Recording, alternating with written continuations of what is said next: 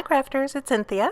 I'm back with another Cat Scrappiness design team video, and today I am using the beautiful Scalloped Collage die.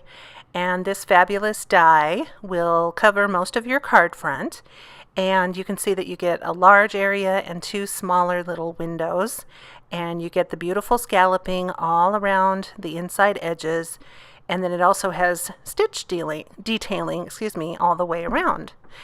You can turn this any orientation that you like, and of course you can put anything you want into those three sections, so the possibilities are endless.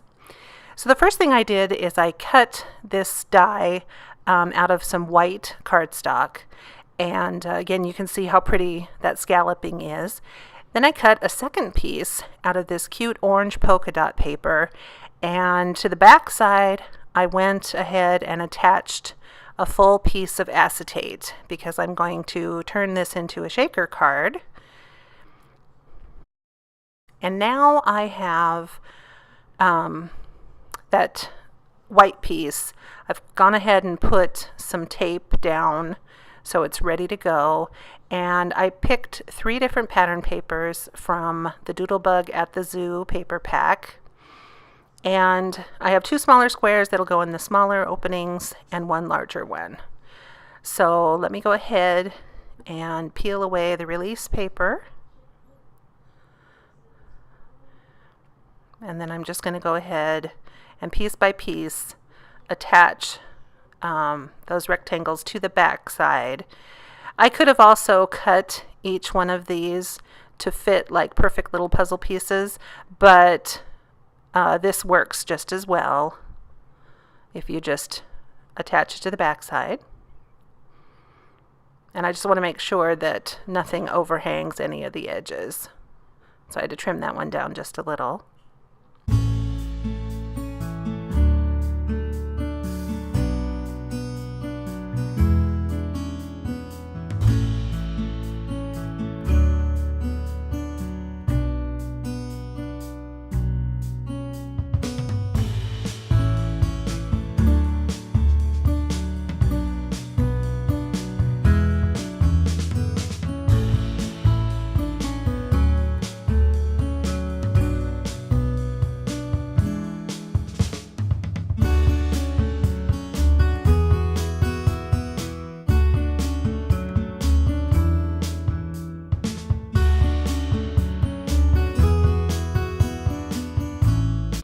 Alright, so now I'm taking a card base here, which is just an A2 size side folding card base, and I'm just going to put that entire panel flat down onto the card base. If I can catch it.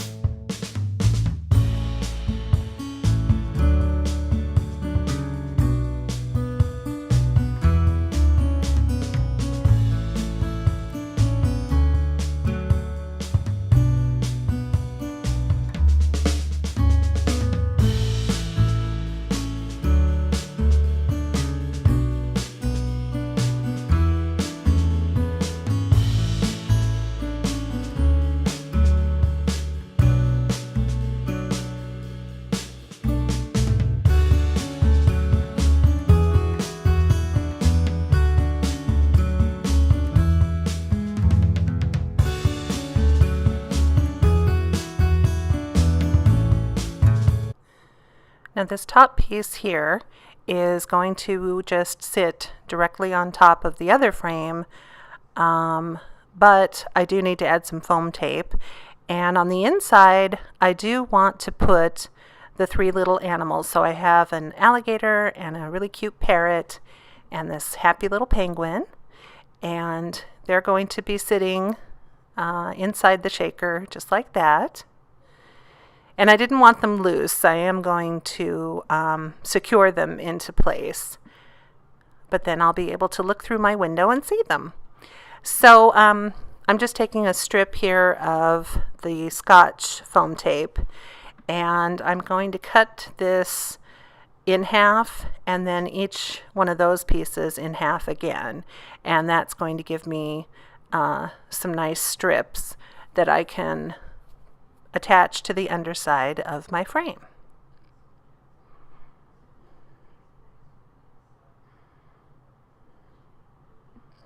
There are, of course, a lot of different ways to do a shaker. You could die cut multiple frames out of a nice heavy cardstock and just build up some depth by layering all of those frames together. You can use a sheet of craft foam and just run it through your die cutting machine with the die so that it fits perfectly. You know, just many different options. I just have gotten used to using these strips, and this particular die has wide enough edges where you can easily put strips like this. So lots of different ways to achieve the same end result. So it's anything that you're most comfortable with.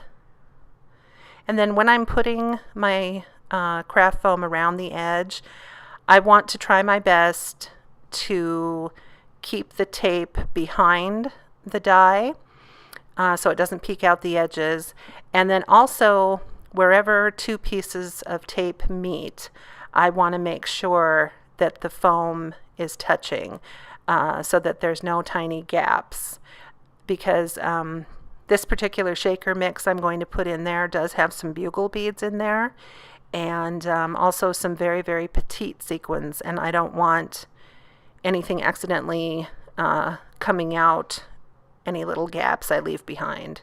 So you always want to be really careful that you're creating a completely enclosed little pouch for your shakers. So now here I am with my little animals, and like I said, I am going to attach them down, but I decided that I was going to just use a couple small pieces of foam tape for each animal, and then that way the sequins mix that I put in there is going to have more room to shake around. So the sequins can move around behind the animals as well as in front of them. So it just kind of gives you a little extra movement in your shaker.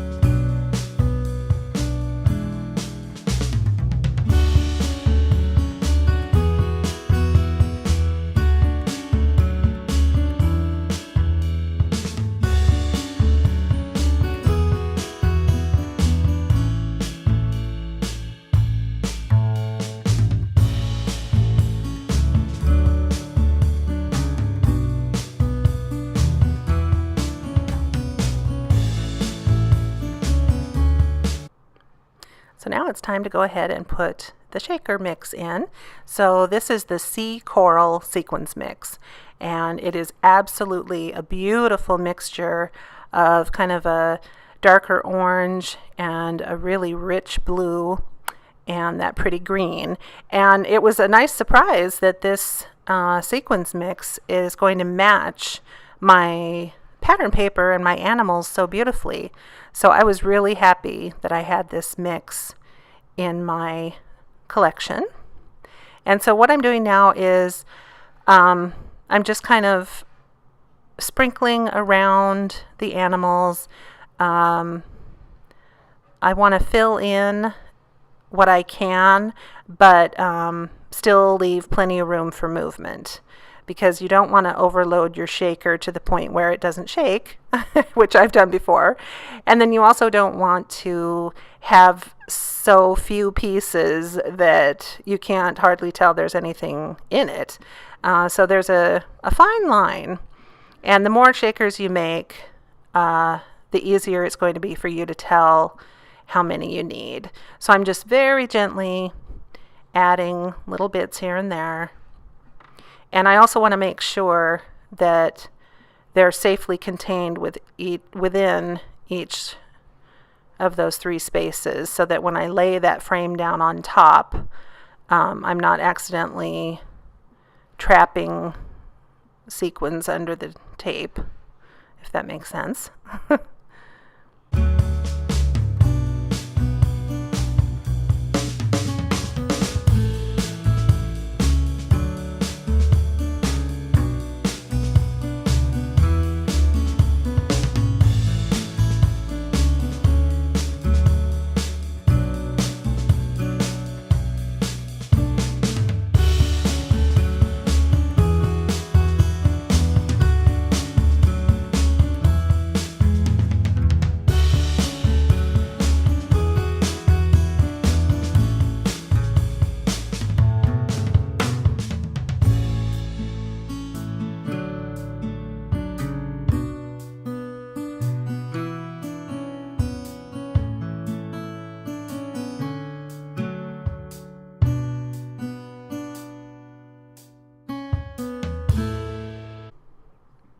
Alright, so now that all my sequins is in place and ready to go, I'm going to go ahead and pull away the release paper from the back of the foam tape. And now, here is what my shaker looks like. So you can see that there's going to be pieces that go in front of the animals and pieces that are behind the animals. And there's some nice movement in there, so everything gets to move around, but you can still see the background paper. And I found this really nice sticker in the paper collection, and so I'm just going to put that pretty much in the center of the card, and that'll be my little sentiment strip. A day at the zoo. I just think this card is so adorable. I am a huge Doodlebug fan, as I'm sure you've already guessed, and I try to get at least some elements of every collection they come out with. So when I saw the zoo critters, I'm like, oh my gosh, I have to have it. So anyway, I love it. And I hope that you enjoyed this project. It was a lot of fun to make, and I just really wanted to take that nice collage die and create a really fun all-over shaker card. So, like I said before, this is really, really versatile. You're going to be able to do all different kinds of things with this die. And then this beautiful shaker mix is surprisingly neutral. I mean, I can work it into a lot of different color schemes. So because of that blue and then that fabulous green, you can really use it all over the place.